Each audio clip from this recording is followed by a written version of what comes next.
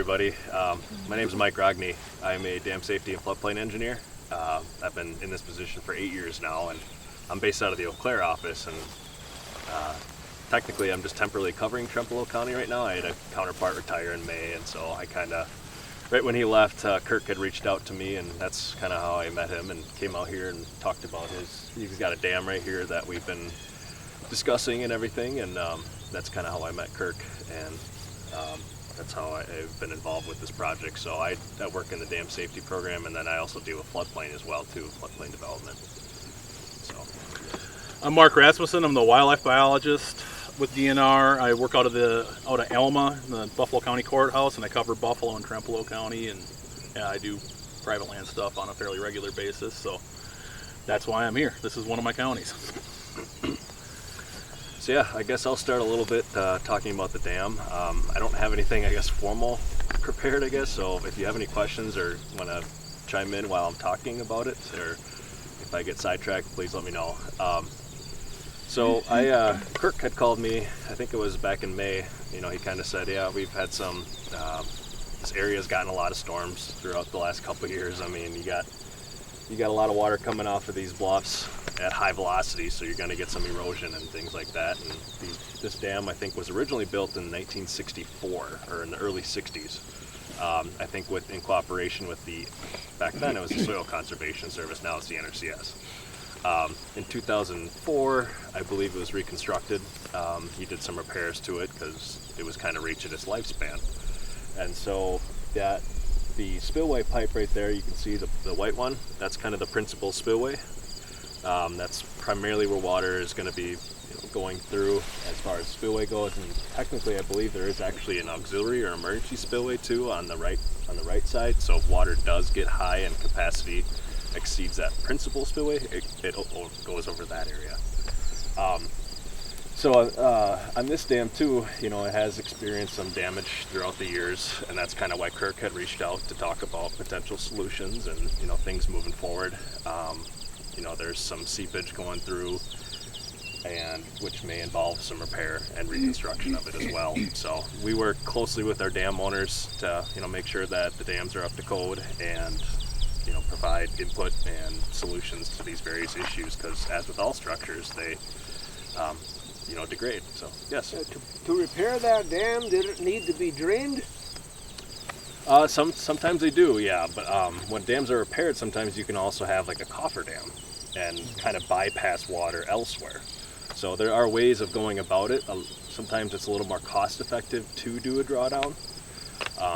But as of right now, since we're kind of the conversation is still early on, we haven't figured out what we want to do yet with this one with Kirk and stuff. So do they ever plastic line them? The whole pond? Yeah. That I'm not sure. In my experience, no. I think when they're kind of dug out, or when dams are put in, I think they kind of just assume that area that they're going to flood is going to maintain it. But I have never, maybe the smaller ponds they might, but I think this one, for example, it's not the biggest pond, but I don't think you would plastic. Maybe clay line it, potentially. But I've never seen a plastic line, no. Yeah, of this real size. Small ones, they will occasionally use heavy plastic liners, but that's much smaller than this. A tenth of this size or smaller. If you use clay, does it have to be like that gray clay, or can? In the pond, I don't think there's any certain requirement. Are you talking about like the bentonite and stuff? Well, not so much a requirement, but what works best. Because I have some access to, I think it's more like a red clay, and it's pretty good, but I don't know if it's as good as like a gray clay that some people were telling me about. I think either works, really. I don't know as far as like overall water quality stuff goes. It's a little bit out of my expertise. But I would assume that if you have that compaction, either with the gray or the red type of clay, if you can get that it's going to be sufficient, I think, to kind of keep that there instead of having a more permeable layer that would drain it out quicker or something like that. But that's also part of why the dam there is to help kind of maintain those levels. But in this case, it's not like a constant river that's feeding it. I think most of this water that you see in this pond is generally stormwater stuff or during rain events. So I don't think there is an active, there might be, an active creek coming into it, but it's not like it's on like a river, maybe like the bigger flowages that you may be aware of. So this may be subject to fluctuation a little more than some other dams and stuff, but yeah. I have a dam and a pond like a tenth the size of this one. I'm not sure how big it is, but it's a very small pond. It doesn't hold water, Oh, okay. so it ends up to be a catch basin, basically. And it's been full pretty much for the last couple of years because we've had enough moisture. But now this summer it's all dried up. Oh, And just the last rain we had, we got a puddle about this big out there. so even in the last rain, it didn't come up very much? Not much, no. And I think ironically is that there's underneath, there's flowage underneath the pond that comes out of the hills and comes out to about 100 yards down from where the dam is. Okay. But anyway, what's happened too is a lot of sediment has come in. It's been there about 10, 11 years, 12 years. And it's, it's probably about 8 feet deep to start with, and it probably, now if it gets maximum, it probably is only 6 feet deep. Yeah, well, in this area, in the Driftless area in particular, that's very common because, like I was talking earlier, with these slopes, it's going to cut a lot of material when you have that higher topography and that velocity coming off it. And so I know a lot of county land conservation departments work with the farmers of looking at areas that are eroding off of these bluffs, and then sometimes they do build these. They call them wascobs. I forgot what that stands for. Have you ever heard of them? Yeah, bluff top dams, basically. Yeah, but they call, when they work with the NRCS and the Land Conservation Department, then they call wascobs. But as with that, though, that structure, needs maintenance, and if it fills up with sediment, it may need to be dug out too. So it's not always a economic solution to that issue of potential runoff and sediment coming off of the hilltops and everything too. But I have seen that done. So in this area, even if you go on an aerial photo, you can see a number of those smaller ponds or structures there. And not all of those are subject to DNR jurisdiction either. My program, or the Dam Safety Department, we have jurisdiction under Chapter 31 of dams that are located on water courses. So that can be non-navigable or navigable. And that definition of a water course is based on case law. So we kind of take a look at what that water course is coming into it. So if it's just something coming off from like a rainwater or stormwater event, that may not be subject to DNR jurisdiction. So that's something to, I guess, consider as well. But, yes. So when we're talking about ponds holding water, like this one looks like it holds it pretty good, but a lot of people have the issue he does. For ponds, does the water table change a lot each year, from year to year, depending on the rainfall? Yeah, potentially. I mean, it is subject to groundwater. If the groundwater is lower, then that may cause an impact here. It's all dependent on rain, groundwater, a lot of the hydrologic stuff there. And this one here is, granted, I've only been working with Kirk for a couple months now. It seems last time I was out here, it was a pretty similar pool level. So either groundwater's high enough to kind of keep it there, or there's other input sources that's kind of feeding that water to keep it at a steady level there. A couple of tips I've learned from working with the County Land Conservation and NRCS here in the Driftless on ponds that aren't holding water. The cheapest thing you can try that may work if it's not holding water is to, when it's dry, is go in and disc it and then run it over and compact it again. Then that might be enough to make it hold water again, but if it's not, then you're going to have to bring in clay, whether it's bentonite or any kind of clay really, and lay that back down to get it to hold water again, because that's something that you see not uncommonly in a lot of these kind of smaller erosion dams and stuff like that here in the Driftless. How thick of a layer of clay do you usually see people put in? Yeah, I think that's dependent. I'm not a pond construction expert, so I think it's dependent on what you got on the site, but I would imagine you'd want at least 6 inches. Yeah, it is dependent on a little bit. I don't actually see too much of the actual, let's say if it was like a pond for a residence or something like that. I have never seen that much clay been brought in, I guess, for the actual pond construction side of it. Most of the time when I see a dam, it's like, okay, we're anticipating flooding this area. And again, in my experience, I've never seen them actually line the pond with that clay. I think that's more small scale stuff, which unfortunately I don't get involved in as much. My situation is I get kind of a catch-22 because in a sense I like the pond because I just saw we got a great blue heron down here. You know, I'd like to have some of that wildlife. That's really one of my intentions is to have the wildlife. We have wood ducks come every spring because it always fills with snow melt.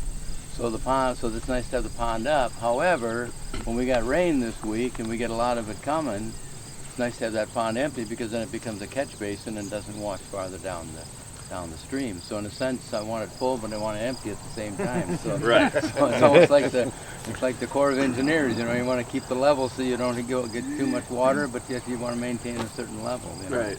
So in this area, there's what we call what the NRCS calls the PL 566 structures, the Public Law 566. So somewhere around that 60s and 70s, they built a number of those dams to help with flooding. And a flood control structure, what you're talking about, is one that really doesn't have a pond behind it, because then it maximizes the amount of storage when water does come down. So in this case, since there is a kind of like a pool, it does have some capacity for flooding, but it's not as much of a flood control structure as if it were no pool behind it. I'll bet this fills up fast when you get a good rain. Probably, with the amount of water coming off. Decent amount of drainage coming into it. Yeah. I know mine's similar, and it fills up. We got, how many inches do we get? We got 5 inches of rain in the last few weeks, It fills and up that fast. thing is right to the top. Right. And one advantage this pond does have is it's got wetlands running to the north of it. When wetlands are big sponges. Yeah. Oh, So okay. that will slow down the water significantly, as opposed to if it's just a pond. Yeah. Yeah. With, like, imagine this without the wetland, where it was just all that natural, where it was just draining down into it. Yeah, then it's gonna just rock it up and. Just coming off that field alone would be. Right. A lot. Yeah, there's a lot of drainage going into this. And that's a big concern, both from a dam safety perspective and from a wildlife perspective. Is as much natural vegetation buffers as you can have around the pond, is the better.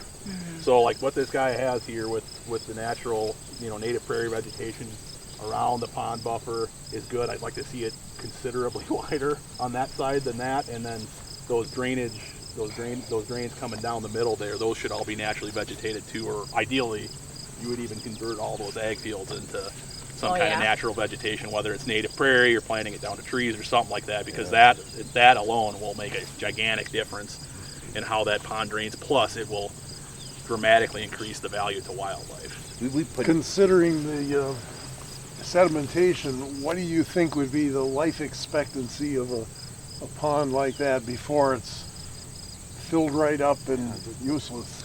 So like when the original structure in the 60s, it had a corrugated metal pipe spillway, so it had like a riser, or on the left side, riser pipe with stop logs, and then it went through I think it was like a 3-foot pipe, I think the size or something like that. But typically those have like a design life of around 40 to 50 years.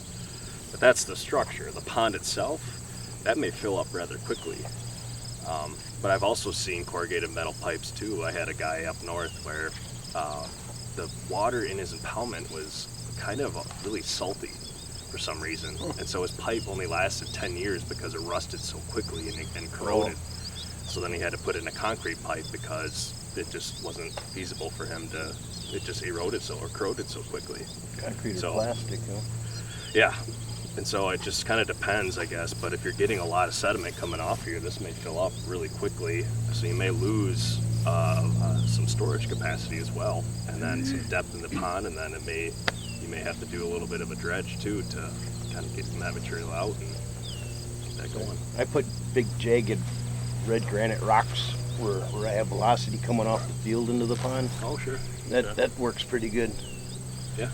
Yeah, and They it's all said- about the buffer when it comes to sedimentation. Anything you can do to hold soil where it is and not have it washing down the hill, that's going to make a difference. Because I've seen spots where they dredged and it filled in, 2 weeks later they got a 5-inch rain event and it was filled. Oh, You don't- what a bummer. You don't want smooth round rocks because No. snakes like that. If you want to swim with snakes, put round rocks in. 'Cause we swim in our pond all the time. And it's like, Well, I could touch a little bit. they don't on like I jagged could, rocks. I could touch a little bit on the wildlife benefits or wildlife in ponds, I guess. The first thing I'll point out is whether or not you actually need a pond. If you've got natural wetlands on your property, that are in good shape and have a good composition of native species that are on the site, whether it's a sedge meadow or whatever that may be, you don't need a pond, and you shouldn't actually be messing with that, one, because it's a wetland and you may not even be able to legally mess in there, but two, that's creating a lot of wildlife value. So if you are going to look at building a pond, the first thing I would look at is if you've got some drained stuff out there. If you've got ditched farm fields, you've got tiled farm fields where it used to be wetland, and whoever put in drainage so that they could till and farm that ground, that's the number one location you're looking for building a pond, because you're actually restoring wildlife habitat that used to be present on the landscape. If you don't have that, and you got more of kind of a drainage situation like this where you're building a dam at the bottom of a valley, construction wise, you're going to want to look at having it as an irregular shape as possible, so lots of points and that kind of stuff.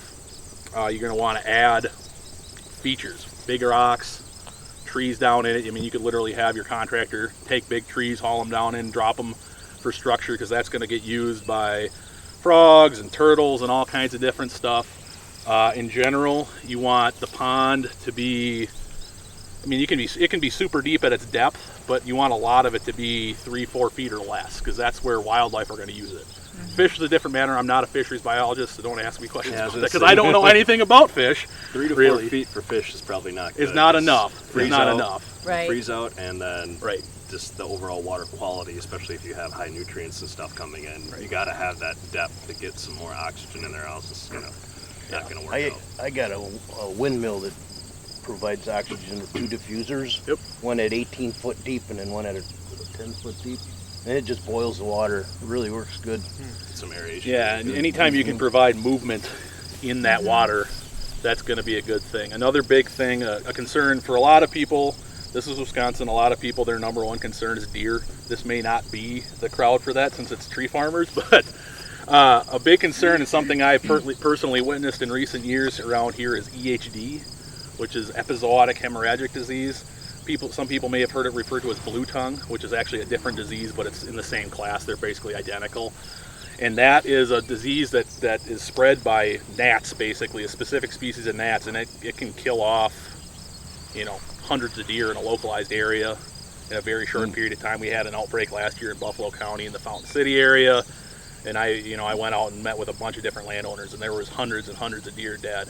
And it was a direct result where those gnats were breeding was constructed ponds. So what you want to avoid if you want to avoid having those kind of breeding areas on your property, you don't want that pond to be stagnant and super shallow, because what those gnats actually breed in is very shallow to like mud flat type stuff. So if you've got healthy water and then if it's covered in water, that's what you want, because they can't breed in that then. So you're looking for, if you were constructing a pond, you're looking for sloping off those banks of 4 to 1-ish, something like that, 3-4 to 1.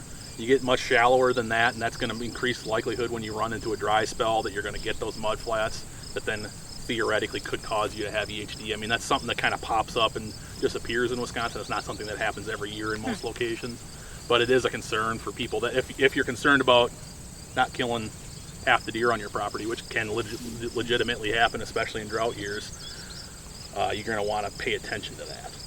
So another big thing in wildlife considerations is, in general, if we're looking for, it all depends on what your goal is, but in general, if you're looking for kind of general wildlife benefit, you're going to want the pond to end up being about 50% open water and 50% vegetated, whether that's emergent or submergent vegetation. That may come in on its own if you're lucky. If it may be a site that was previously a wetland and has some seed source that can, when you put water back on it, it'll start growing. But otherwise, you're going to want to work with native seed nurseries and native plant nurseries to get native wetland plants, water lilies, stuff like that, and plant those shallow areas of your pond down to that, because that'll dramatically increase the wildlife value and usage of that. I mean, there is some emergent vegetation you can see along here on that, but really very, very little. So that's actually that decreases the wildlife value of this pond. If there was, if that whole shoreline was rimmed by 20 feet of native vegetation between, water lilies and arrowroot and stuff like that, you'd be bringing in way more ducks, way more shorebirds, way more amphibians and turtles and frogs and that kind of stuff, because that's all habitat and shelter from predators, and it also attracts a lot more bugs and stuff like that that are attractive to the larger wildlife species. And it's also a signature of a healthy pond environment as well. But then do you have to worry about sometimes about that vegetation taking over? Because I've seen where like forget cattails and stuff. Yeah. And on cattail, I pretty much don't ever recommend planting cattail. I mean, there is the native cattail is broadleaf cattail, but cattail is a pretty aggressive plant, and if you can get the native one and it won't hybridize with the non-native, which is the narrow leaf cattail, that's the stuff that tends to take over. Then it's fine because broadleaf cattail tends to stay okay, but I would just avoid it. Focus on other native That's plant the main species. plant that takes over. What? That's the main plant that people have problems with. Is the one kind of. Yeah, in wetlands, narrowleaf cattail is a big problem, for sure. We've got a scum that appears on my pond. Last year it was red. This year it's brown. Okay. Is that a concern? Yeah, I mean, that probably means when you see kind of scums like that, that means there's not a lot of movement. Dead Probably lower quality water, lower oxygen content, so that might be an indicator that you've got declining water quality in your pond, yes. Should I do anything about it? Yeah, I mean, if you can start getting flow in your pond, that's the best way to maintain either aeration, if you can do an aeration where you got a windmill or a power source to kind of maintain. Don't have the power source. Or if you can get some flow, where if you've got enough input into your pond, you can set that outlet pipe at a spot where it's low enough that it always has some flow going out of it, and there's enough input that you're not just dropping it down to below the level of the pipe. It's just runoff, the source. Okay. I mean, can you do a drawdown? Do you got boards? No. Yeah, I mean, yeah, there's no no, pipe frankly. at all. It just depends on what flows around it when Okay. it gets flooded. Okay, so you just got spillways on each side of the dam, basically. So there may not be much you can do, I Yeah, guess, there. unless probably you not a start- whole lot you can do. unless Put you in a start- windmill. That's what we did. try It that. works great. It's a lot of work. We built it ourselves. And then, Conifer is called. no, Condors. Condors, K-O-E-N-D-R. okay. They're out of, They're out of Canada. It's a nice. There's a big difference in windmills. You Yeah. look at them. This is made with a real light fan, so it doesn't take hardly any wind to move it. 3 miles per hour. it is. You don't want to buy one that's got a heavy-duty steel fan because you'll need all kinds of wind to move it. So all it does is operate an air pump. Yeah, Yeah. yeah. Yeah. And I put it up in my yard, and I buried the hose all the way down about 1,000 yards down to the pond, and then you go with weighted lines to go. Underwater. I put a valve, and then I went with weighted lines that go underwater. They lay on the bottom, and then I got 2 5-gallon pails, one at 18 feet and one at 10 feet, with the diffusers diffuser in the drops bottom in of the the pail? pail. And then I got ropes coming up with decoys, duck decoys, and that I could always pull them up if I ever So had you can to. locate They get 'em. clogged or something. Yeah. But like it just that, yeah. it Yeah. boils the water. They work great. So who do I get in touch with to make a design for this? We'll give you the name, and you can go on. Do you go online? Yeah. Yeah, you can go online, and they have all different heights. You can go from 12 feet all the way up. They send you the kit. That was a marriage experience, putting that together. But we got it together. Read the two of us directions. got it I don't like reading uprighted. directions. Yeah, that's It's more fun if you don't. That's a boy thing. But it's also on hinges where you can flip the thing down, and there's one grease cert on it a year. You just do the fill it. grease cert. Yeah. I buy there's a conditioner that you put in your pond, and I put That it they in the recommend? spring and fall. I put it in, For management. and it keeps it from getting scummy and stuff. And then we also dye it. Put dye in it to keep the sun from penetrating it. Sure. I've thought about that stuff because, like, with even like big watering holes for deer and stuff, you see Yeah. you see the stuff advertised like clears out a pond or Yeah. Is that stuff true? I mean, there really is. I have strong reservations on any kind of pond treatment when it relates to wildlife. Yeah, if you're just Yeah. looking to kind of maintain clean water for like swimming and stuff like that, that's fine. Right. This is If all you're going for natural wildlife goals, I ingredients. wouldn't It mess with doesn't. it. There ain't Yeah. chlorine or nothing like that in it. It's all natural. Yeah, I guess I'd have to know specifics about it. Yeah, but they're- in general, They have a lot of videos on their sites as well about pond management and Okay. not to spray the green stuff around the edge and kill it, It's all about Right. the product that they offer. It's just supposed to keep the pH levels correct Okay. And I do test our pH in the water. Test the hot tub, so might as well test the pond, you know, and we How are big a in pond? it. We swim in it. It's not that big. Maybe it's not this big. Three No, it's quarters, half of maybe. this size. 3/4 of an acre, maybe. Okay. What about winter time? Do you run the It runs all winter. It's All on winter. its own. It's just constant. Basically, any time it's Wind blows, expanding it's run. aerating. Okay. So our People fish actually are buy 'em happy. Yeah, any little wind, it would be turning Yeah, right we have now. tons of fish. What's your annual frog. cost of treatment for that chemical? you use? They have the big 5-gallon things. You do one in the spring, summer, and one for fall, winter, and it's $2.99. So it's about $600. Okay. And we've had really good success. We have tons of The frogs. fish, the and fish reproduce. There's different size fish from 1 inch to, you know, it's been Frogs working has good. been an issue though. I mean, they are like in the spring they take over. You know. It's a good thing. That's a sign of a healthy pond right Oh there. my God. Amphibians My are grandkids love an it. indicator of health. But when Yeah. they reproduce, it's all nastiness. Yeah. I move them to. I've been catching them and moving them to my other pond. We have a that's small in the pond woods. below. Okay. And I just move them over to the other pond, so I Spread don't them have out to a swim little. in that. Yeah. Yeah. But they're very Yeah, healthy. yeah, in general, if you're building a pond and it's going to be really good for wildlife, it's probably you're not gonna look at it and be like, boy, I want to go swimming in there. Yeah. You know, Yeah. to be Yeah. honest. I mean, maybe you could do it where if you Yeah. got a deeper part in the center and you Yes. bow it out and have a swimming platform or something like that. Yeah. But that a healthy pond for wildlife, it's not going to look like you want to wade into it and go Right. swimming because there's going to be all kinds of vegetation and stuff like that. Yeah. Which yeah. is not going to hurt you or anything. No. Sure was nice when it was in the high 90s, though. Oh, no doubt about it. No Sit in doubt the lawn about chair it. up here with the beer. What about, could you try seining or whatever they call it, skimming the top? Like it takes 2 guys and some kind of Yeah, that's You a could fun try project. removing it and see what happens. I You helped could the try. guy do that once and it worked. Yeah, you can try it. Is yours all wind powered? Yeah. Yeah. Yeah. Because I had, the problem that I had is I had a similar valley like this where I have in a pond about maybe half the size of that.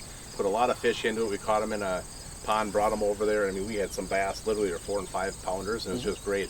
Well, I put a wind turbine in, like that, aluminum fans on it.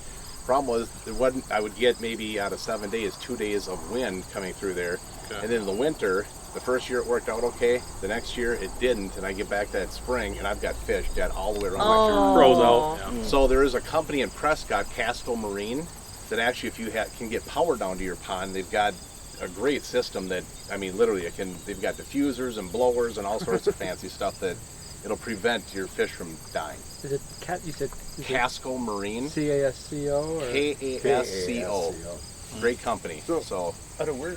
out of Prescott, Wisconsin. But it's One thing I was wondering is I'm thinking about kind of putting in one of those wildlife ponds, but how does a person go about finding a spot that they think, there's never a guarantee it's going to hold water, but before I have somebody come in and dig and pay them to do that and tear up, I want to have good confidence that it's actually going to hold water. Okay. What could you give me for advice on figuring that out? Yeah, you could look at different topography on your, areas, like at maybe low spots. But if that's a wetland too, I have seen wetland scrapes being done, but those don't always hold water that year-round either. But that's just a shallow scrape. Scrapes are generally not intended to hold water No. year-round anyways. But yeah, that would be, you got low spots in a field where it's always wet. Well, there's an indicator that might be a spot to do that. But yeah, like I said, look for unnatural drainage, look for ditching, tiling. You can actually see that on air photos. If you look at an air photo of your property, you see straight lines coming out of the field that are perpendicular to the field and going into something, whether it's a ditch or a stream or something like that. That's tile line. So that's the kind of stuff you're looking for. But then, other than that, it's terrain and drainage. You're looking for this. Oh, but then you got to be careful that you're not near navigable waterway and it's Right, not yeah, you got to make sure you get all your ducks in a row. We checked it all out before we started because Yeah. we thought, Yeah. this is not gonna. Get your ducks in a row as far as Yeah. permitting goes. I I mean, had a when you have drained wetland, Yeah, that's something that the government wants you to fix. yeah, So, and there's government programs through NRCS to fund those restorations. So it's something that can be done. But yeah, it's still, you got to be very cognizant of the permitting and stuff like that, Right. and make sure you get that. I had a contractor Those bases covered. that does holding ponds and stuff for different cities and stuff like that. So they put a laser on the ground, and it was done right when they did it. Is there, who do you start with when you're checking, get your ducks in a row? Is it the DNR, is it Yeah. the county, or? I think that's what we did. We went Probably right a to the load DNR. of everything, really. But Yes. DNR is a good one to reach out Yep. with. You could reach out to your County. water management specialist, I guess, Yep. too. The county could help out if you're looking at the land conservation. They may help out if you're looking at water quality measures and things like that. But if you're doing like wetland scrapes, ponds, waterway stuff, then yeah, you're going to want to reach out to the Water Reg and Zoning Program, which is what I'm in. But there's specialists that you work with. We have a wetland team, we have a waterway team, and we have other folks that you can work with there to start that conversation as far as permitting goes. So a soil survey map, That is could that help. going to be helpful? I mean, you see there's a lot of clay soil here, which Yeah. might just be a layer, but if you remove that, set it aside, do your pond, and then use that to fill it back in? Yeah, I mean, the NRCS has soil survey maps. They're not always the most accurate. I think what you could do is just maybe do a couple borings, Yeah. I guess, just to see what you're actually working with as well. And, just look at what your landscape is. And some areas may be obvious where you're seeing a low spot where you may have a little more organics or clay or something like that, the finer materials that's more compactable, that you can look at that area. Or Is a permit required to make a vernal pond along a drainage ditch? That's a question for water regs. yeah, potentially, I guess, without knowing exactly what it is. I mean, you could be looking at potential wetland permitting if there's a wetland nearby and you're disturbing that. If it's a pond, maybe within 500 feet of a navigable waterway, that could trigger that. I mean, it just depends, I guess. I don't want to say yes or no Yeah. to you right now. Yeah, we've got a ditch where it's not much wetland, Sure. the ditch was dug along the lowest spot, but it dries up. Yeah. But if we would scrape that off, widen it out, it would prevent flooding downstream to some extent. It would have capacity, and it would improve amphibians. And with no fish in there, you're gonna. The answer pretty much always is call water regs and have them come out and take a look. I mean, that's the answer I give to everybody, because it kind of, the answer is it depends on the site, right? I mean, you may need a permit, you may not. So. You mentioned that the NRCS has some funding available to help with tile removal. How about pond construction? Do they have programs like that? If it's for erosion, yes. Otherwise, just recreational ponds, I don't believe so. Potentially, like I said, if they're building those wascobs with Right. water quality stuff, maybe. But I'm not. So one like this wouldn't be eligible for money help. I'm not. I don't know if it would now or not. This was constructed for flood control, probably with NRCS money back in whatever it was. It says in the. Well, it was probably. I mean, the NRCS designed it in the '60s. I don't know if they chipped in funds for that though to build it. But oftentimes, any repair to that dam or structure is often responsibility of that dam owner. You brought up boring. That's one thing I was thinking of doing as a sample. What is it? Like, a tool I buy, or? It depends. You may, let's say, if you're not finding material. I mean, I've seen people just use an ice auger. I mean, if you want to ruin your blades, Yeah. or on the bottom there. But if you're not, let's say, if you're not getting what you're seeing 4 feet down, you may need to hire out to have somebody that has a bigger rig to go down. Is it basically you auger, say 4 feet, and you're looking for something Yep. wet? And then you can, or you can just take a look at the soil profile, right? Oh. So you can take a look at, let's say if you're boring down and you just got sand 4 feet down, well, that may not be a very good place to do it because that sand is very pervious. Oh, yeah. But maybe right below it is where you start getting to that clay layer, but your equipment to do that boring is limited. So it all depends, I guess, on how far you want to go, what you're looking at too, because you want to look at the different soil layers that you have there. So it may depend, I guess. Another potential resource, I think the Wisconsin Wetland Inventory, that mapping system is publicly available, I think. Yeah, I mean, on our surface water data viewer, we have Yeah, our surface wetland- water data viewer. DNR has a thing called surface water data viewer where you can put on like a different wetland layer. It's just an estimate, that can maybe show you potential areas that could be wet, could be wetland, things like that. Yeah, That's another tool, I guess, to use. There's like a wetland soils layer. There's also a potentially restorable wetland layer you can throw on where it actually and again, it's an estimate, like he said, so it's not exactly right, but it'll show like, hey, these are some locations where it looks like based on whatever criteria they use that there was, artificial drainage, whether it's tile or ditching. And so, boom, here you go. Here is a spot that has potential for wetland restoration. So that'd be a good resource where you can look at your property and throw those different layers on the map and see what you got out there.